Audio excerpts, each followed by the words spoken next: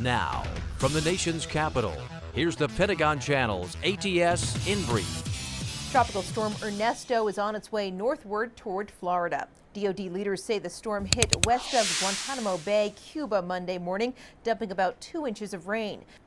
DoD is working with FEMA to prepare for whatever Ernesto has in store as it moves into the United States. The Defense Department says it has defense coordination personnel already deployed to the State Emergency Operations Center in Tallahassee.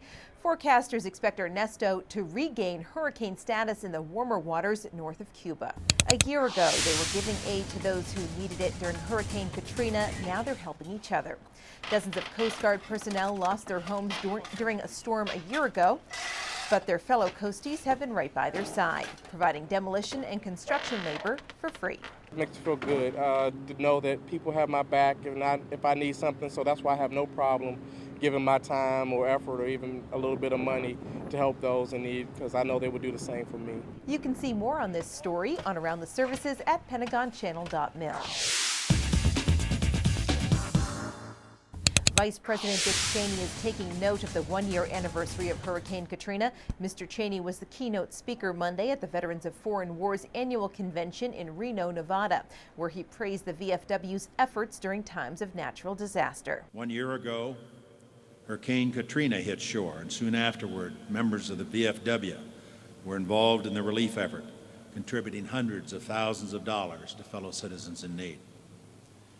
We would not be the nation we are today were it not for the ethic of teamwork, generosity, active citizenship, and patriotism that define the VFW. Secretary of Defense Donald Rumsfeld told U.S. veterans Monday the nation's resolve to defeat terrorism must equal the will that brought in American victory in World War II. When U.S. Marines were asked to capture that small island in the Pacific and lost some 7,000 men in 40 days of fierce fighting, they did not stop until the battle was over and the flag was atop of Mount Suribachi on that island called Iwo Jima. And today, we will not tell 50 million Afghans and Iraqis that because the going is tough, and it is tough, let there be no doubt, that we will abandon them to the beheaders, the terrorists, the assassins, and 21st century fascists who seek to attack us abroad and at home. The first aircraft to return Vietnam prisoners of war to the U.S. is now on public display at the National Museum of the United States Air Force in Dayton, Ohio. During February 1973, a C-141 was the first to pick up POWs from Hanoi. Known as the Hanoi Taxi, it was one of several aircraft involved with repatriating more than 500 Americans held by the North Vietnamese. The Hanoi Taxi joined 7 others in the museum's outdoor air park, which is home to more than 300 aircraft and missiles. So how many friends do you have listed on your MySpace page? Probably not as many as the Marine Corps.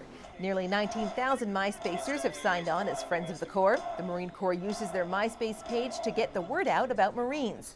The MySpace site links to Marines.com, a site with more information for potential recruits and their family members.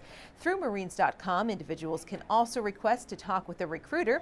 The Marine Corps MySpace site alone has generated hundreds of leads. When we look at that target age group of the 17 to 24-year-old young men and women, it seems like they are much more on the internet than possibly I was when I was that age. So it's just a new and innovative way to reach those interested parties.